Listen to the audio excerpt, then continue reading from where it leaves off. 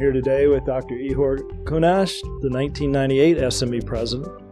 He is also a well-known expert on industrial minerals, particularly lithium and brines, and he's also recognized for extensive knowledge of global gold, copper, and other mineral opportunities. Today is Wednesday, February 27th, 2019. I am Will Wilkinson, the 2009 president of SME. We are attending the 2019 SME annual meeting in Denver, Colorado, and we are doing an oral history capture, one of a series that AIME has been doing over the past several years, recording prominent members of our member societies.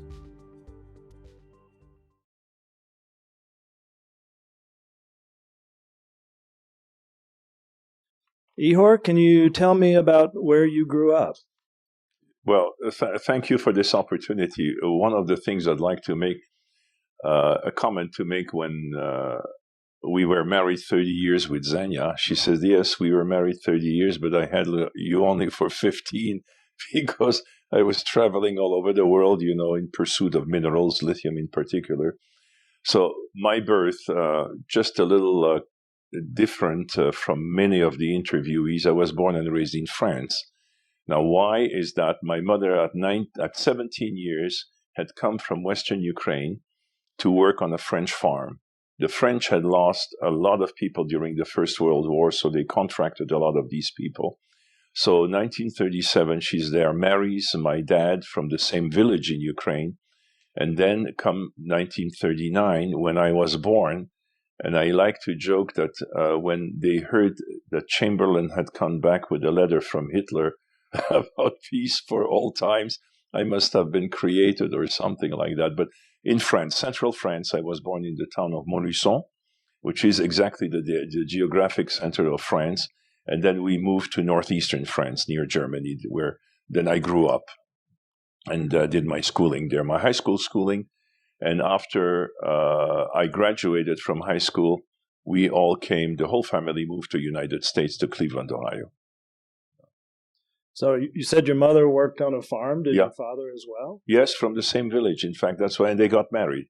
And they were 11 years apart. And I think my mother tells me that, well, it was this nostalgia from the same village you are, although my great uncle, he was not for that marriage. He really opposed it. He was on the same farm, by the way. But after that, we just, my dad moved we were on the north side of the German occupation zone, and the Germans were hiring a lot of people to work on their factories. So my dad went up further into Germany, and then we stayed in the village. And my mother had a very good friend who was Ukrainian, who was the wife of a hotel owner where we lived, as a matter of fact, and helped. And that's the way we pursued it. But then in my young age, my dad died in a train accident in a factory. And thank God the French government, because they had lost so many people, offered what was called allocation familiale, which is a social security, essentially. They paid you to have children. So at least mom got money for me, and we were able to survive that way until my brother was born later. So you moved to Cleveland after high school. Your Yes. father had passed away before that? Oh, yes. I was 4 years old when my dad passed, and I was 19 when I came to the United States. And once I was there, I went and I finished high school in the town of Metz, which is just south of Luxembourg, in a Jesuit school. And so that was very good discipline. When you're a young man, they kept you on a tight leash, those fellows. Yeah, that's for sure, yeah.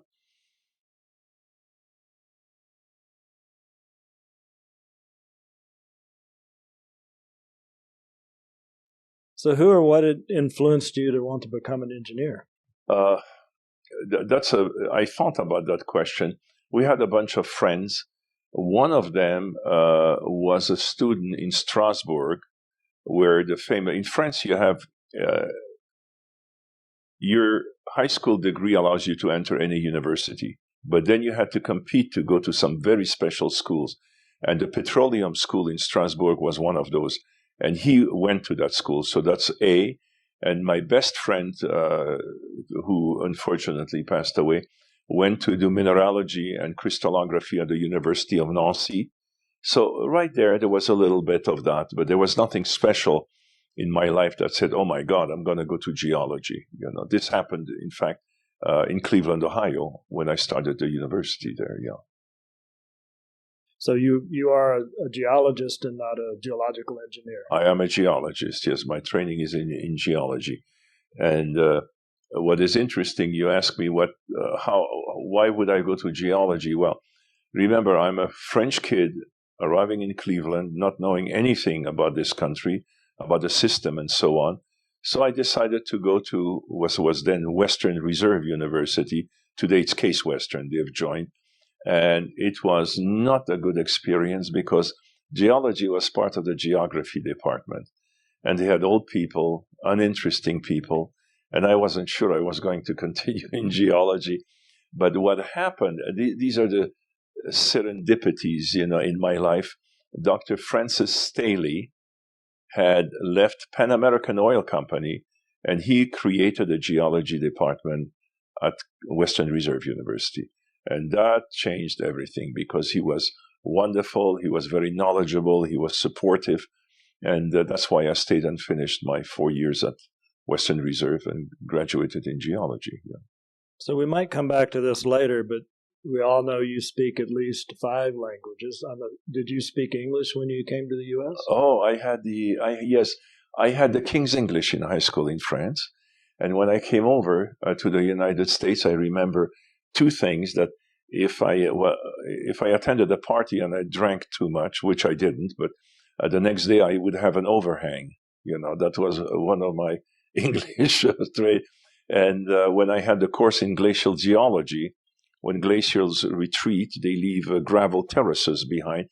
I call them terrasses. So they never let me forget that very fine English. But it changed, obviously. The one thing, I would sit in front of the television, and for 6 months I didn't know what was going on because it was American English. Not that I knew the English, we sort of learned it. But, and the one, perhaps a story that I like to tell, I would sit in front of the television and this little puppet would come on stage. And this is what I heard. He would say, a dabba dabba dabba, a dabba dabba dabba. And 10 years later, I realized what it was. It was the Brill Cream puppet. And he said, a little dab will do ya. And for a foreigner, it's a dabba dabba dabba. So these are the sort of experiences in English. Plus the other thing that a joke, friends of mine, after I was in Chile, he said, you really know a language if you understand a joke, because it's a social satire. And then he continued and he said, you know what? You really know the language if you can tell a joke in that language and they laugh at it. So these are the evolution in language. And jokes in English didn't mean anything to me. I didn't understand in the early days why the joke was said. American joke type of a thing. But then I learned very quickly, especially about with the mining engineers, yeah.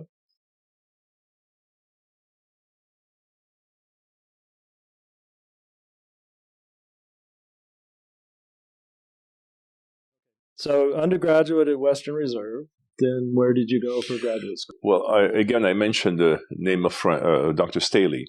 And I think he had something about getting me into Penn State. So I went to Penn State, and my advisors there were Dr. Wright, who was a geologist. He worked on the Western Plateau, the Mogollon Rim, and Dr. Bob Schmaltz, who was the geochemist. Because the topic that I picked is the Silurian salt deposit under Michigan, under Detroit, going all the way to Windsor. And I often sort of laugh because Detroiters don't realize they have miles and miles of tunnels under their city. And the topic of my thesis was the significance of laminations in the salt, because salt is not white except in diapirs. It's pure white, but it's layered dark, wet season, dry, white, dry season.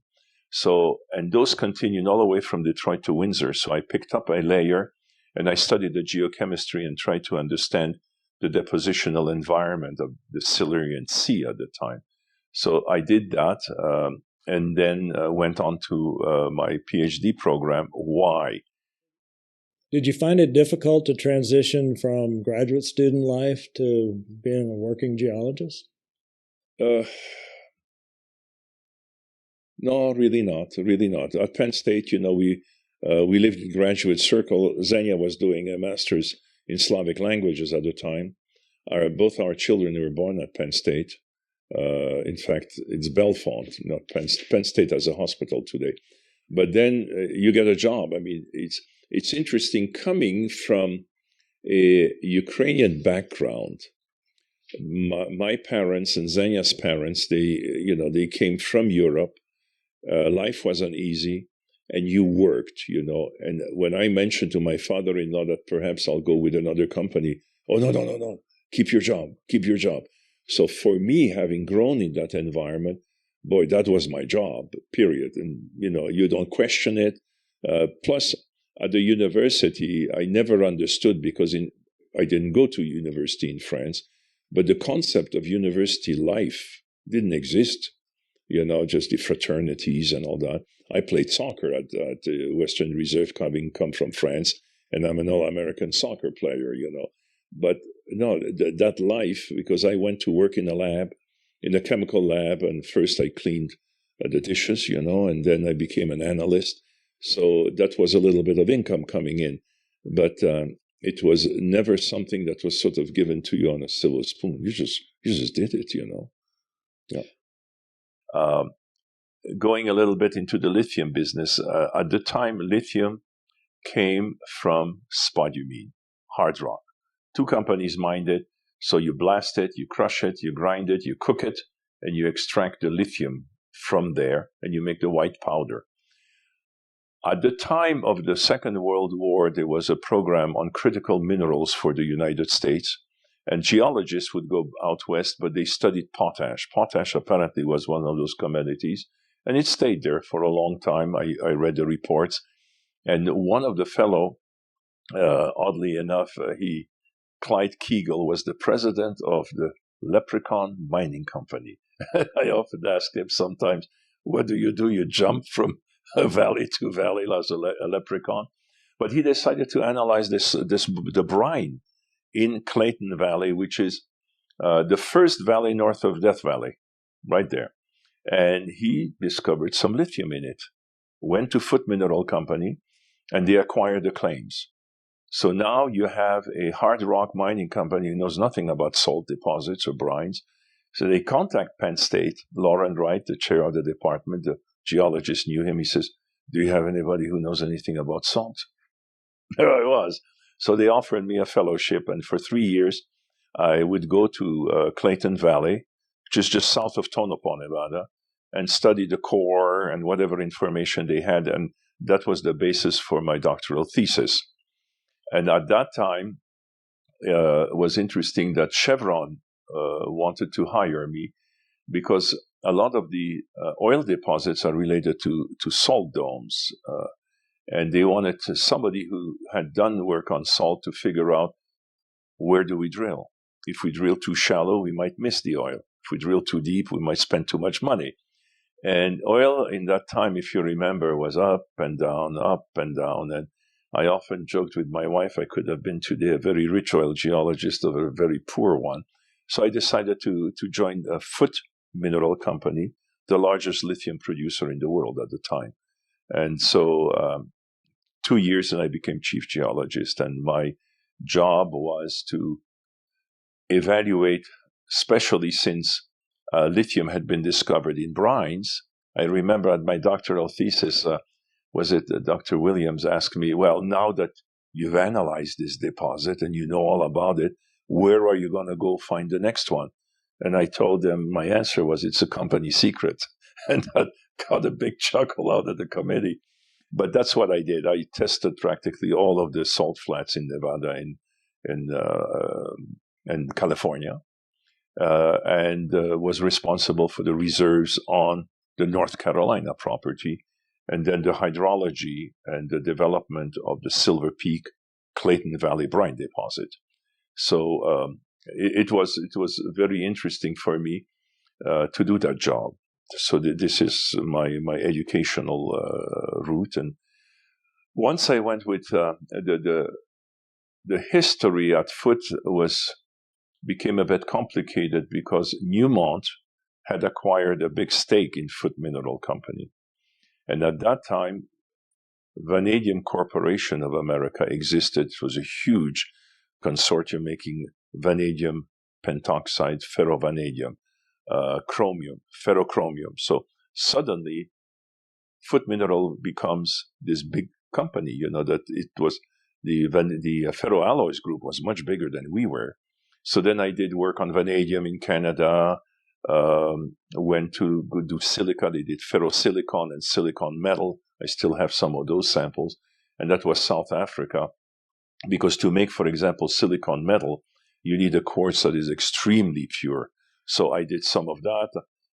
But basically my job was the lithium, So I traveled practically everywhere on the hard rock deposit. It was Zaire. They have the biggest pegmatite in the world, those guys, except the environment, just like cobalt, for batteries, not very safe.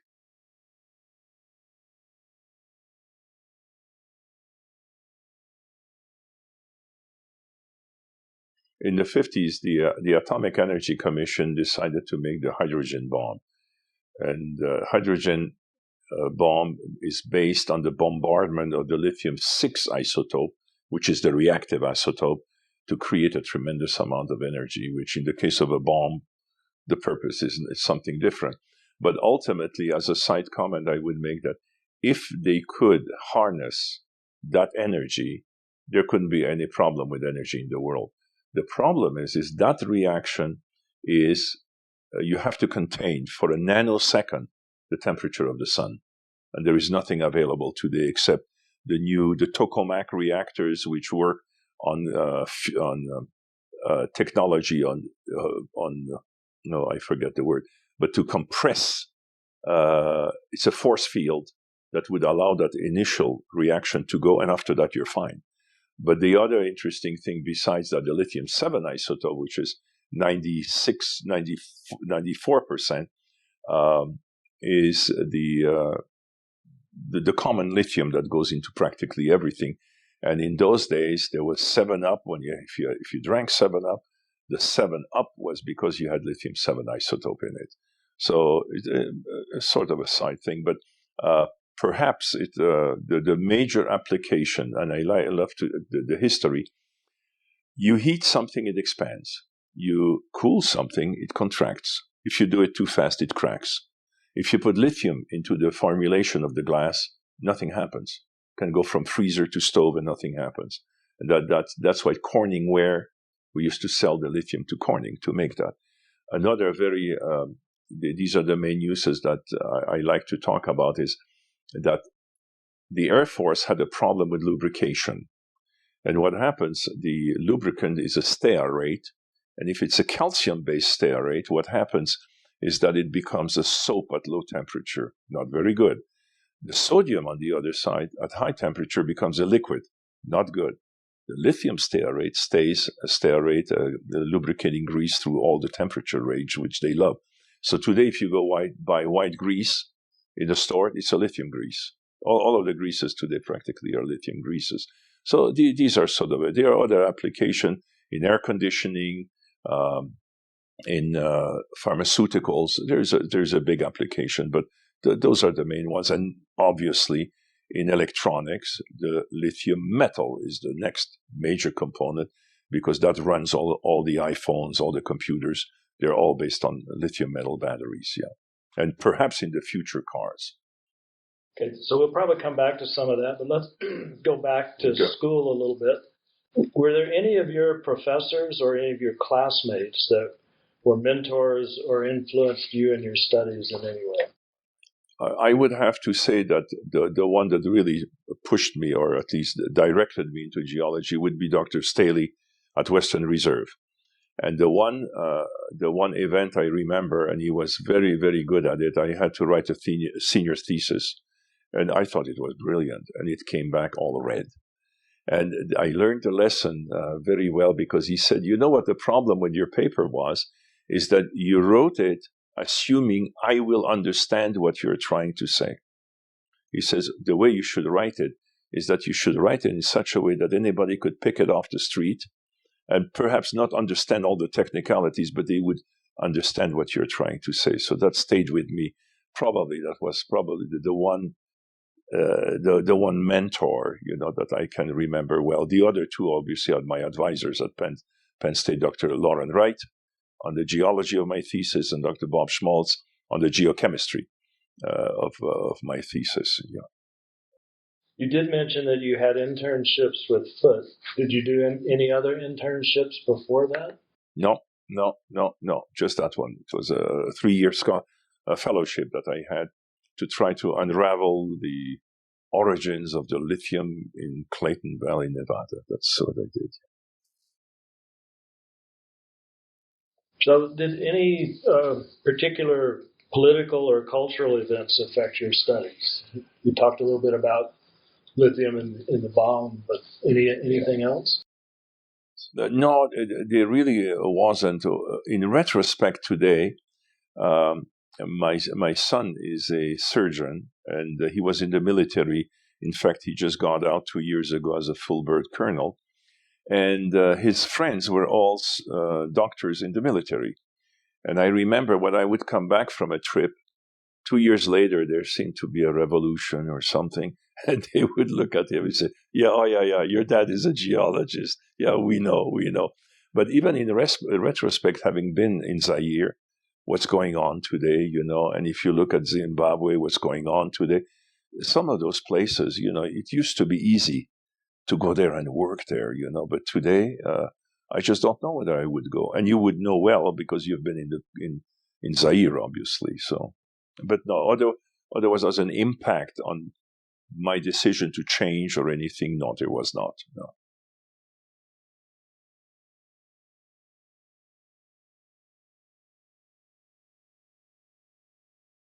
So you talked about your first professional job in the industry with Foote, but what were your job duties like in that first few years? Well, two things. One, they had a spodumene reserve, a pegmatite in North Carolina, and the job was to direct drilling so that they would identify the best parts of these pegmatites and then also track the resource to be sure that we had enough. The other one was with the lithium brine. So with the brine, that became truly the most important part of my activity.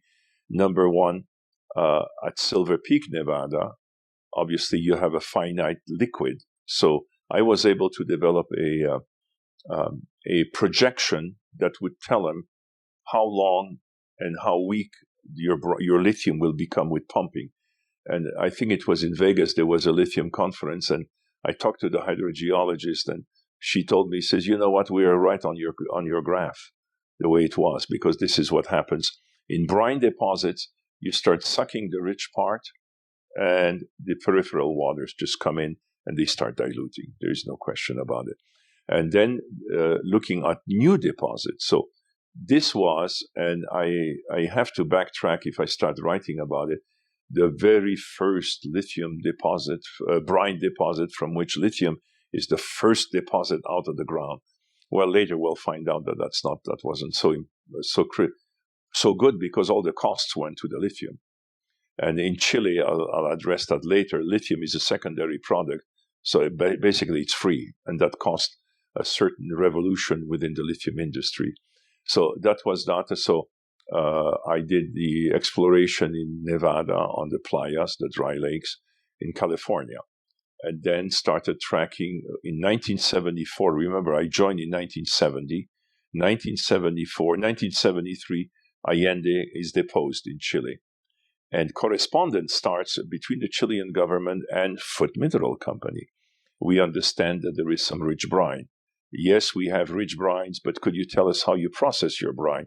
Well, we're not willing to tell you until we sign an agreement. And in 1975, we did sign a feasibility study with the Chilean government. And then my job was, I did the whole exploration over the whole salar, 35 miles by 35 miles. and of salt that is just like this. It's not flat. It's just, everything is just compressed. So it had to be done by helicopter, portable drill to test the brine. Thank God. The brine was only 50 centimeters below the surface, so we could drill 2 feet and collect the samples as we went. And when that was done, well, I don't know if this is the appropriate time, but then we started to do the work on drilling to confirm that there is enough flow from this salt, and it's like a Swiss cheese on top. For those who might be interested, we pumped one well, 100-foot well, nothing, 1,000 gallons a minute, and the level dropped this much, just 50 centimeters. It was like pumping from a lake, and it's still like that today. Some of the other activities besides tracking lithium, limestone, the very first process of recovering lithium from spodumene was called the calcination, which you blended limestone with the spodumene, burnt it, and then you would get a dirty lithium hydroxide coming out of solution, which is not used anymore. It was the old. So limestone, I had to track the limestone reserves of the properties where in Virginia, where they had the operation. And then what else? Because of the Vanadium Corporation of America did vanadium in northern Quebec, did borates. We were trying to get into the boron business. So I did a variety of industrial minerals, but the focus really has been lithium. Lithium as the pegmatite lithium, minerals, because there's a number of them, and then the brines, basically. So in Chile, just for comparison, Silver Peak, Clayton Valley, Nevada, we started about 400-500 parts per million lithium. And then it started going down as you pumped, because the market started increasing. You have to remember there were only 2 companies in the world that were producing lithium chemicals. And that was 100 million a year. That's it. Today it's way more than that. So as a result of it, we're not concerned very much about looking for more lithium, because I would have loved to do a lot of research on lithium, but in a business environment, why do we need more lithium? We have enough of it.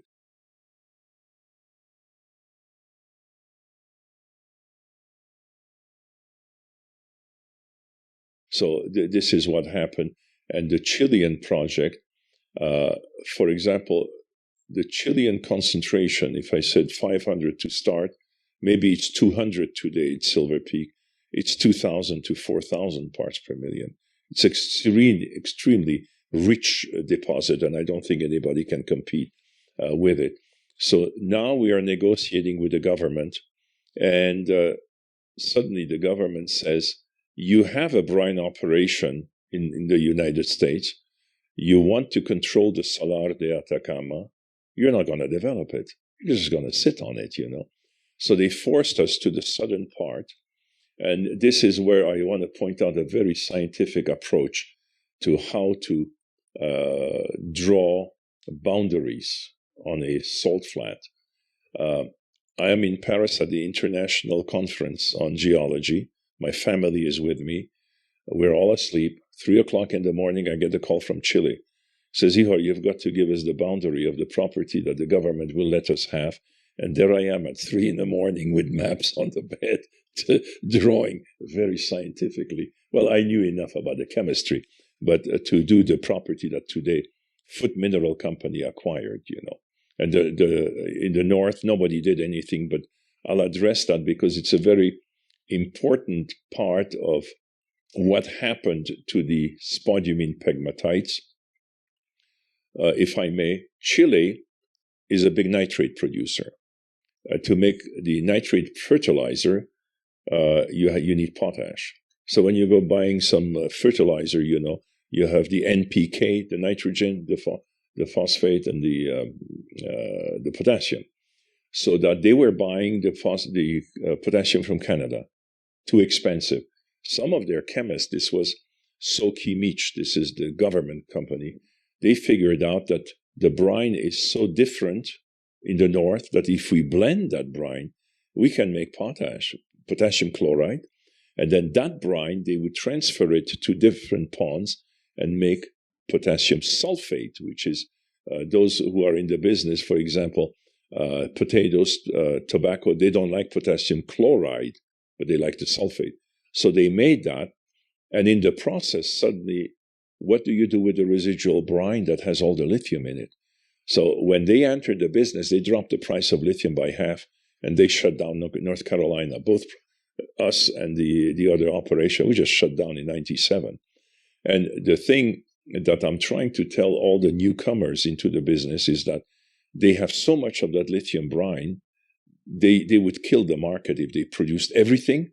No, they understand they're a very good businessmen. They pump it back into the salt. And that is very, very rich, much richer than what they pump out. So, as the Chileans say, "Ojo, watch out!" If you what you are wishing for. But so this is what happened, and my job also was to track the resource at the Salar de Atacama on the Foote side of the property to be sure that there is enough for a long period of operation, and they still are. So going back to that beginning, one question that people ask sometimes is, so your first job was to direct drilling on spodumene. You were a graduate student at Penn State. Yeah. Did you have somebody who taught you how to log drill core, or how to act around a drill rig, or did you just have to go out there? I had to go out and do it. Just had to go out and do it, because they teach you things, in school.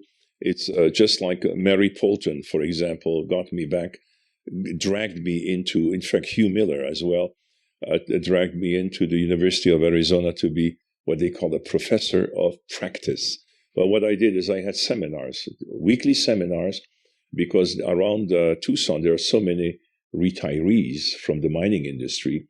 So I brought them in to talk to them an hour about law, environment, pollution, all the drilling, all the blasting. They would all come in and talk, so that I told them that that this is what you are going to be doing the rest of your life, and I'm not interested in your books. I mean, your books, this is what you do. I'm trying to give you some practical, and this is not something that we had at Penn State. We had field trips, but none of the experience that you were talking. But I became very good at it. Quickly, I'm sure.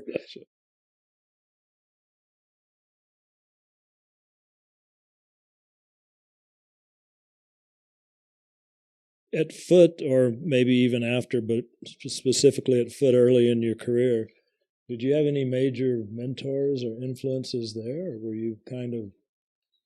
Well, I don't know, this is for history, but Foote was a big lithium producer.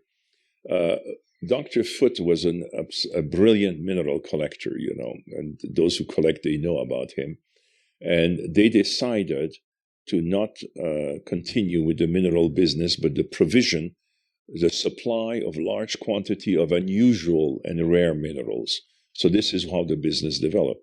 But I often felt that they were a bit of a provincial company. You did your job, and you worked with other people.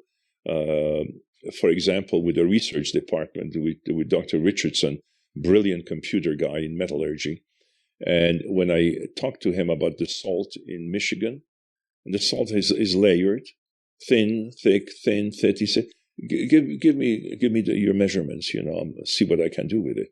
So he comes back to me and he says, you have cycles. I mean, it was thick. I mean, the salt was probably twice the height of this room. And I said, well, fine, we have cycles. He says, well, it's 7, 11, 21.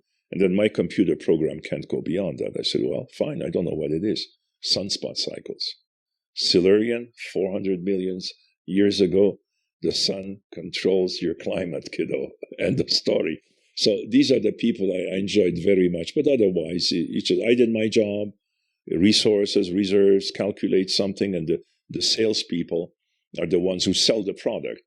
And the problem at Silver Peak, that 1 year I remember they wanted more product, and I said, guys, Mother Nature is going to give you a problem. And 60 feet under that salt flat is a salt layer. And when they said, no, we need more lithium, so they started pumping. And what happened, they drew in, because salt is very porous and permeable, they sucked in fresh water, and overnight they lost the whole pond because it collapsed. The whole brine went. So, these are the sort of things you can't help. We have to sell lithium. You tell us what to do. So how high did you rise in Foote? What positions did you hold? At Foote, we'll talk a little bit more about after Foote. Yeah. No, I was chief geologist. It never became that position within the company. Really didn't. The salespeople were there. The people in the chemical research were there. And the management, obviously. It's only later that I got into different higher positions. Yeah. So we talked a bunch about lithium, talked about places you've worked. I know you worked in gold, but where else in the world have you worked, and on what kinds of projects? In terms of residing, and working, Chile is the main place. The Russian Far East is the second one, which was Cyprus Minerals Company, and it's interesting. The Eisenhower people-to-people program put together 18 mining engineers. I was one of them. And we traveled all across Russia, and we ended up in the Russian Far East, in Magadan. And oddly enough, after that, they came back to Cyprus to ask, and I always remember the question, we have this quartz with 20 grams of gold in it, okay? And we've done all of this trenching, the tunneling, the sampling. Those guys, you wouldn't believe, they took 15% out of the deposit. That's the way the Russians worked, And he said, how long would it take you to develop this mine? So I remember the fellows who said, 16 months, 18 months. Enough, he said, enough. And they signed the contract. Because they had been years on this thing, and they couldn't develop it. So this is what happened. And I spent quite a bit of time developing the relationship. And when I was I probably lost my track at the U of A. With the students. I had one lesson with them. In the Soviet Union and then in Russia, there were 3 mining schools, big mining schools, Petersburg, Moscow, and Dnipropetrovsk in Ukraine. And when you graduated, you didn't look for a job. A mine called you, and they said, we need 5 mining engineers, please. You, and you were gone. And the rest of your life, that's where you worked.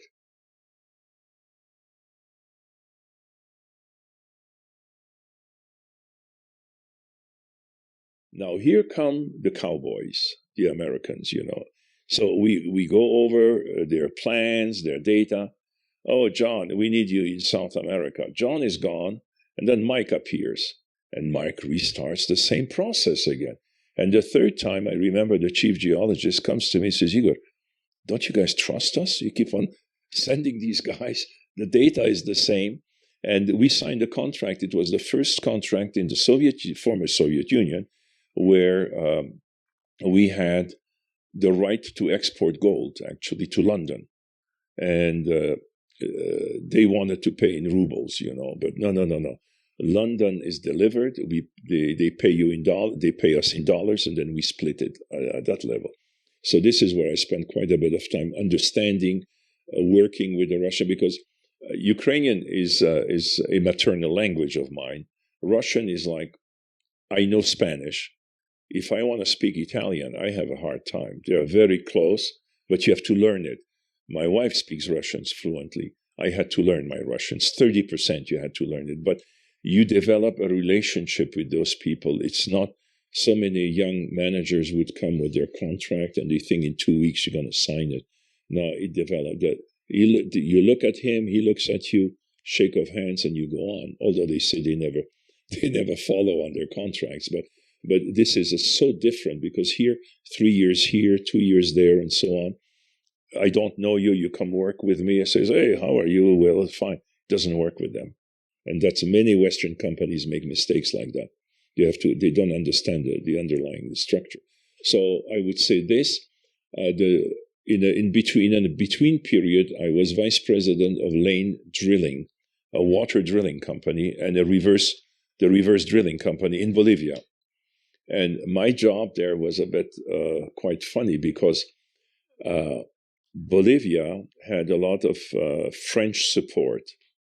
They put out the bid, and they were sure that the French drilling company was going to win the bid. No, the American, Layne, got the drilling bid.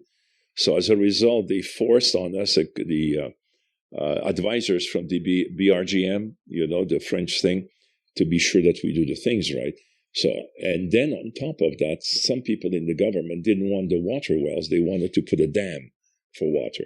So here I am in between, yelling in French, yelling in Spanish, and trying to convince our guys in the U.S. that we'll be doing all right. But this is where I spent about a year in Bolivia on that. And I was very comfortable with it because that drilling technology for brines, the dual wall reverse rotary technique, a savior, because the old mud drilling, you don't know what comes out of the hole. And I always remember I would stand next to a driller and I would tell him, can you tell me, do you feel something changing down there? And he looked at me and he said, man, mud is mud. That was it. So when they came in, it was the Melhorn brothers from Canada developed that system. And that still today, a lot of the people who try to develop lithium in salt flats, they don't use that. They still, because they are hard rock miners and they want to drill cores. So they saturate the place with cores and try to tell them, too expensive, you don't have to do that. So those would be the three places. Chile a lot, traveling. Russia traveling and working there on the gold deposit. And then Bolivia on the water. Yeah. Okay, pretty widespread. So obviously the challenge you had in Bolivia was between the dam and drilling. Yeah, political, yeah. Politicals. Yeah. But what were some of the biggest technical challenges that you've experienced in your career? Probably I would say to try, when you drill in a salt flat and it's sands, it's muds, it's salt, to try to figure out of a mud rotary drill what it is that you're getting under there. So when the change of technology, the dual wall reverse rotary came in, that was wonderful, because after that there really wasn't much challenge, And the beauty of it is, in a brine deposit, you're looking for liquid. The sediment is a bit irrelevant, except to identify the layer from which the liquid comes out. And what was very interesting, I always joke about it to the people, that I can sell you a very expensive testing equipment. When the driller knows when the water starts, flowing out of this hole, and I said, I'll sell you expensive equipment, a 20-gallon bucket and a stopwatch. I mean, that's how you know how much water comes out, And you don't have to go through all these geophysical things. So, but that probably would be... in pegmatite, it's very straightforward. You drill, and you know what you have, But in the brine, this was that technical changeover when we were able to really see what we have underground. Yeah.